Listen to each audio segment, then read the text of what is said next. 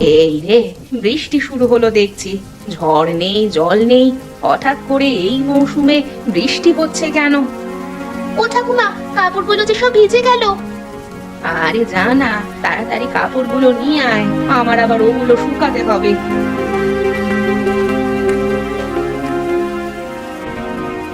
ও গিন্নি, একটা গামছা দাও তো, বৃষ্টিতে একেবারে নিয়ে গেছি গো।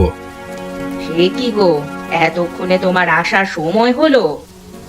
আর বলো না, মহাজনের সাথে কথা বলে আসলাম, সামনে তো ভূতনাথের মেলা, এবার হোটেল দিতে হবে। তা উনি কি বললেন? সেজন্য তো বাকিতে জিনিসপত্র আনতে হবে, তিনি কি দিবেন? সে দেবে, কিন্তু মুশকিল হয়ে গেল অন্য জায়গায়। কেন গো, কি হলো? শুনলাম বিমল এবছর খাবারের হোটেল দিচ্ছে। সে কি কথা? ও কেন হঠাৎ হোটেল দিবে? প্রতি বছর তো মেলায় আমরা খাবারের হোটেল দেই। ওর দিতে ইচ্ছে করছে, আমরা তো আর না করতে পারবো না, কিন্তু আমি ভয় পাচ্ছি অন্য জায়গায়। ও গাঁয়ের মোড়লের সাথে পরামর্শ করছে শুনলাম। আরে মোড়লটা তো আমাকে দেখতে পারে না। এখন দুজনে মিলে যে কোনো একটা অঘটন ঘটাবে যাতে আমরা হোটেলটা দিতে না পারি। এখন কি করবে গো? একদিনের এই হোটেল দিয়েই তো আমাদের সারা বছরের সংসার খরচ চলে। ওটা এবছর না থাকলে কি করে সংসারটা চালাবো? ও নিয়ে তুমি ভেবো না গিন্নি, হোটেল আমি দেবো, একদিনেরই ব্যাপারই তো, কোনোভাবে সামলে নেব।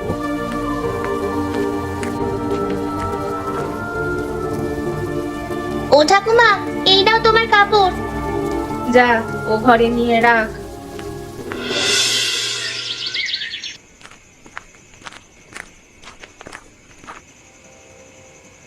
কি করব মোড়ল মশাই, আপনি একটা উপায় বলে দেন তো।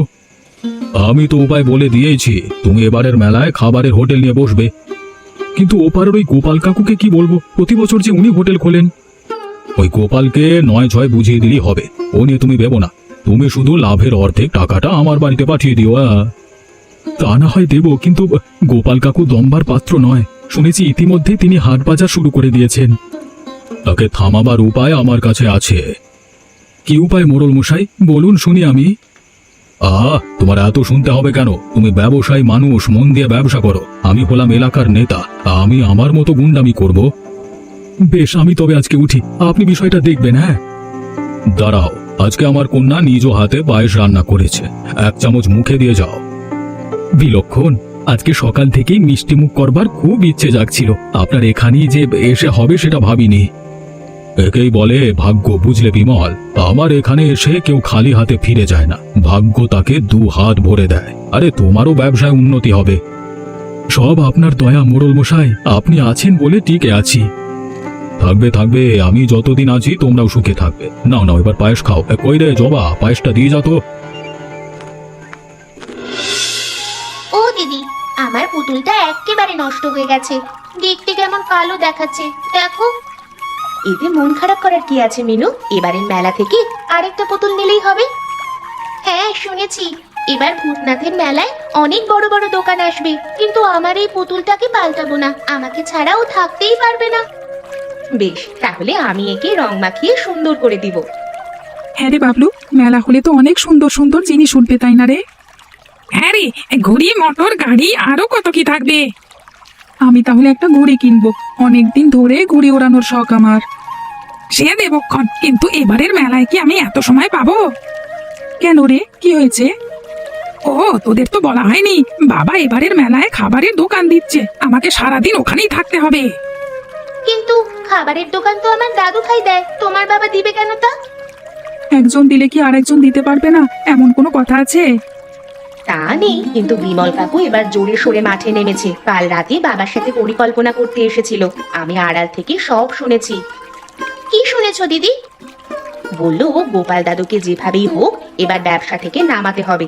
তিনি হোটেল দিলে অন্য দোকানে কোনো ক্রেতা যাবে না, তাই ওরা তাকে ধরাশায়ী করবে যাতে তার ব্যবসার কোনো প্রতিদ্বন্দ্বী না থাকে। তোর বাপটা বজ্জাতের হাড্ডি, কি থেকে যে কি করে বসে কে জানে। হ্যাঁ রে, ওরা বলা বলি করছিল প্রয়োজনে গোপাল দাদুর কোমর ভেঙে দিবে, আমি নিজের কানে শুনেছি।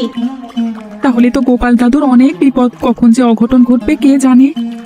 তাহলে তো দাদু ভাইকে এক্ষুনি সচেতন করতে হবে, না হলে সত্যিই হয়তো ওনার কোমর ভেঙে দিবে। হ্যাঁ রে, তাই চল। তোরা যা, আমি একটু বাড়ি থেকে আসছি। বুঝলে গিন্নি, এ কটা দিন ভালোভাবে ব্যবসা করতে পারলে আর পেছু ফিরে তাকাতে হবে না। একদিনের লাভ দিয়ে সারা বছর চলতে পারবো। কিন্তু তুমি কি এত লাভ করতে পারবে?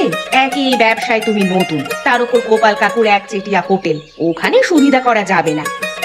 যাবে গিন্নি যাবে, বুদ্ধি থাকলে সব জায়গায় সুবিধে করা যাবে। তাছাড়া মোড়ল মশাই আছেন তো আমার সাথে, দেখবে ওই গোপালকে তিনি কিভাবে মেলা থেকে আউট করে দেন। হ্যাঁ, সে কি কথা গো, ওই মোড়লটা তো ভালো মানুষ নয়, যদি গোপাল কাকুর কোনো ক্ষতি করে বসে।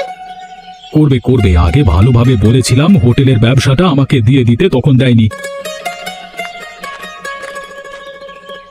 ওই কথা, তাহলে তুমি জোরের মেলায় হোটেল দিচ্ছ বাবা? সে কি বাবলু, তুই এখানে? আমি তোমাদের সব কথা শুনেছি মা। বাবাকে বলো এই কাজটা উচিত হবে না। গোপাল দাদু এতদিন ধরে মেলায় হোটেল দিয়ে আসছে, তিনিই দি। কে তুই আমাকে উচিত অনুচিত শেখাতে এসেছিস? একেবারে টেনে কান ছিঁড়ে ফেলবো হতচ্ছাড়া। বেশ, আমিও তবে তোমার হোটেলে কাজ করব না। একা একা কি করতে পারো দেখবো। ওগো ওগো, বাবলু যে রাগ করে চলে গেল, কি হবে এখন? আরে যাক না, দেখি ও কত দূর যেতে পারে। ও ভেবেছে কি ওর কথা আমি ব্যবসা ছেড়ে দেবো নাকি? ওগো, এত বড় সর্বনাশ আবার কি করে হলো? এখন আমি কি করব প্রভু, কি করব? ওগো ঠাকুমা, দাদু ভাই কি হয়েছে? ঠাকুমা কি হয়েছে? কারো কান্নার শব্দ শুনতে পেলাম না, ও বাড়ির খুড়িমার গলার আওয়াজ না, কি হয়েছে ওদের? কাজ তবে হয়েছে গিন্নি, মোড়ল মশাই তার কথা রেখেছেন। যাই গিয়ে দেখে আসি বুড়োটার কি অবস্থা হলো। ওগো, এ কি অলক্ষণে কাণ্ড ঘটলো, এখন আমি কি করে এই সংসারটা চালাবো? কি আর বলবো গিন্নি, সবই বিধাতার ইচ্ছে, না হলে কি মেলার আগেই কোমরটা ভাঙতে হতো। আচ্ছা দাদু ভাই, তুমি কি করে তোমার কোমর ভাঙলে বলো তো? আজকে সকালে গরুর গাড়িতে করে আমি হাট থেকে রান্নার সরঞ্জাম নিয়ে ফিরছিলাম, হঠাৎ থেকে একটা ইঞ্জিনের গাড়ি উদয় হলো। ওটা এলো তো এলোই, একেবারে আমার কোমরের উপর দিয়ে গেল। আমার মন বলছে নিশ্চয়ই কেউ ষড়যন্ত্র করে এ কাজ করেছে, যাতে তুমি মেলায় হোটেল খুলে না বসতে পারো। আমারও তাই মনে হচ্ছে। এত আয়োজনের পর শত্রুর ষড়যন্ত্রই সফল হয়েছে। আমি বোধহয় এবছর আর হোটেল খুলে বসতে পারবো না। না দাদু ভাই, এবছর মেলায় তোমার হোটেল চলবে, আমরা তোমাদের হোটেল খুলে বসবো। তোরা তোরা এতটুকুন কতগুলো বাচ্চা ছেলে মেয়ে, এই কাজ তোরা পারবি? পারবো ঠাকুমা, পারবো। তুমি আর জবা ভাত তরকারি রান্না করে দেবে, আমরা তা বিক্রি করব। না রে, তোদের দিয়ে কাজ হবে না। তাছাড়া তোর তোর বাবা মা জানলে রাগ করবে। বাবা মায়ের আগের দিকে তাকালে তো হবে না। তোমরা এই একদিনের হোটেলের লাভ দিয়ে সারা বছর চলো। আমরা চাই তোমাদের সাহায্য করতে, সেজন্য অবাধ্য বলে হব। বেশ, তোরা যখন বলছিস করে দেখ, যদি কটা টাকা আসে তাহলে ওর চিকিৎসাটা করাতে পারবো। ওগো, কি বলো তুমি? বেশ বেশ গিন্নি, তাই হোক। এবার তাহলে হাট বাজার কোথায় আছে আমাদের দেখিয়ে দাও। আজকে থেকেই কাজ শুরু করতে হবে, কালকে বাদে পরশুদিন তো মেলা। ওই যে রান্নাঘরে সব ঘরে আছে, অমিনু নিয়ে যা তো ওদের। এসো তোমরা।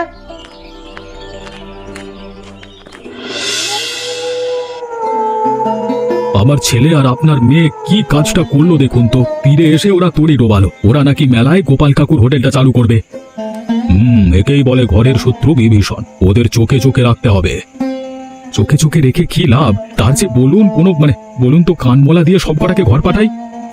না না বিমল, এ কাজ করা যাবে না। আজকালকার ছেলেমেয়েরা বড্ড বিপজ্জনক, পরে দেখা যাবে ওদের। আপাতত তুমি তোমার হোটেলের কাজ বন্ধ রাখো, মেলায় আর হোটেল দিতে হবে না। বলেন কি, আমি কত আশা করে সব কাজ শুরু করেছি, এই মুহূর্তে যদি তা বন্ধ করতে হয় তবে তো ক্ষতি হয়ে যাবে। ক্ষতি হবে না, ব্যবসায় যা লাভ আসে তার অর্ধেক তুমি পাবে, আর বাকিটা আমি নেব। হোটেল না চালালে টাকা আসবে কি করে? সেটা সময় হলে বুঝতে পারবে। এখন বাড়ি যাও, নিশ্চিন্ত মনে ঘুমাও। কালকে আমরা গোপালের হোটেলে ভাত খেতে যাব। আপনার কি মতি গতি কিচ্ছু বুঝি না। ঠিক আছে, আমি যাচ্ছি, কালকে মেলায় দেখা হবে।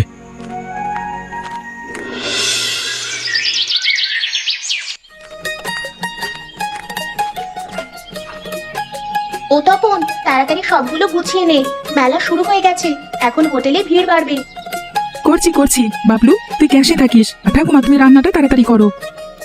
আমার রান্না শেষ, কেবল পকোড়াগুলো ভাজা হলেই হয়ে যাবে। ও ঠাকুমা, আমরা মেলায় ঘুরতে যাব না? সবাই যে যাচ্ছে।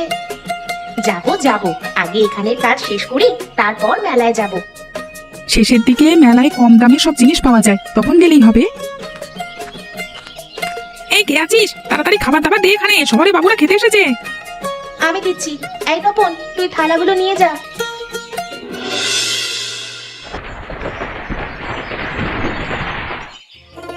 কি রে তপন, ওই টেবিলে যে খাবার দেওয়া হয়নি, তাড়াতাড়ি খাবার দে। দিচ্ছি দিচ্ছি। ও মিনু, তাড়াতাড়ি ভাত নিয়ে আয় তো। এ মা, ভাত যে শেষ হয়ে যাচ্ছে। ও জবা দিদি, এখন কি হবে গো? এত মানুষ আসছে আজ, খাবার দিচ্ছি কম পড়ে যাবে। ও ঠাকুমা, তুমি তাড়াতাড়ি উনুনে হাঁড়ি চড়াও। আমি চড়াচ্ছি দিদি ভাই, তুই একটু বসে জিরিয়ে নে, সেই সকাল থেকে কাজের ওপর আছিস। না ঠাকুমা, জিরুবার সময় নেই, দেখছো না কত মানুষ আসছে। হ্যাঁ গো, এবছর অনেক লাভ হবে, তাই না ঠাকুমা? তা হবে বই কি, তোর দাদুর চিকিৎসা খরচটা ভালোভাবেই হয়ে যাবে। এই রে, সকাল থেকে যে দাদু বাড়িতে একা আছে, একবারও তার খোঁজ নেওয়া হয়নি। ও দিদি ভাই, যা তো মা একটু বাড়িতে গিয়ে তোর দাদুকে একটু দেখে আয়। মানুষটা একা একা যে কি করছে কে জানে। যাচ্ছি ঠাকুমা। দাঁড়া, কটা ভাত তরকারি নিয়ে যা, আজ তো বাড়িতে রান্না হয়নি।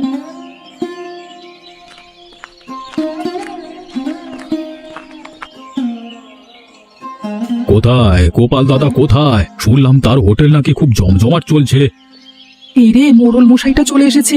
এখন না জানি কি আবার অনাসৃষ্টি কাণ্ড ঘটায়।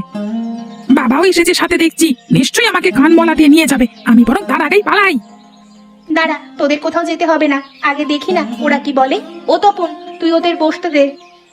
হ্যাঁ হ্যাঁ, যাচ্ছি যাচ্ছি। আসুন মোড়ল মশাই আসুন, আজকে আমাদের হোটেলে ছাড় চলছে। ভাতের সাথে আলুর দম, চিংড়ি মালাইকারি সব পাবেন।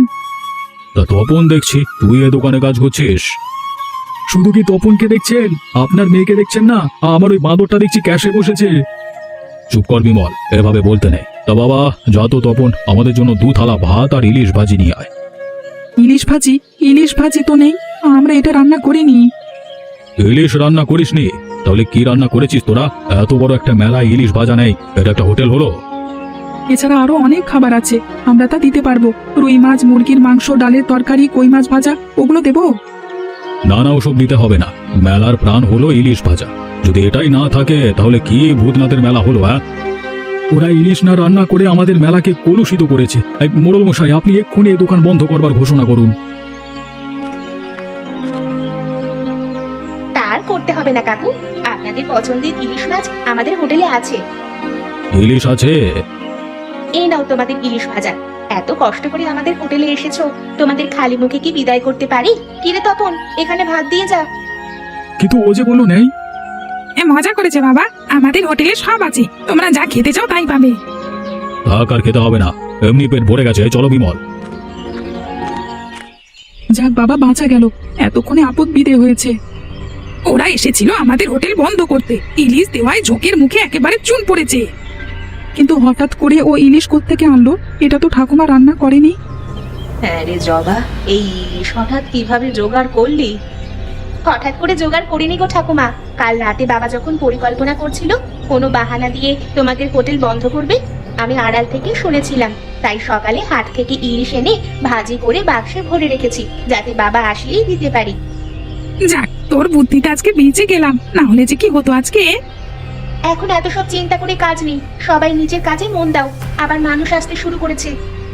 হ্যাঁ তপন, তাড়াতাড়ি টেবিলগুলো গুছিয়ে ফেল, আর তোমরা থালাগুলো পরিষ্কার করে ফেলো, আমি এদিকটা দেখছি। এখন কি হবে মোড়ল মশাই? আমাদের সব পরিকল্পনা যে ভেস্তে গেল।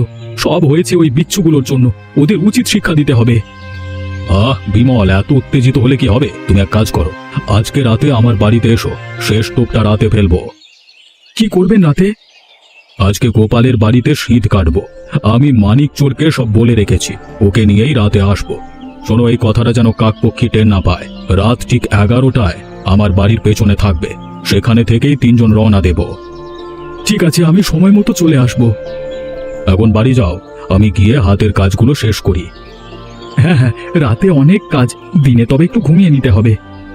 আর ছেলে বাড়ি গেলে কিছু বলো না, ওদের বিগড়ে দেখেছো তো, সব পরিকল্পনা ভেস্তে যাচ্ছে। না না, ও ছেলেকে আমি আর কিছু বলবো না।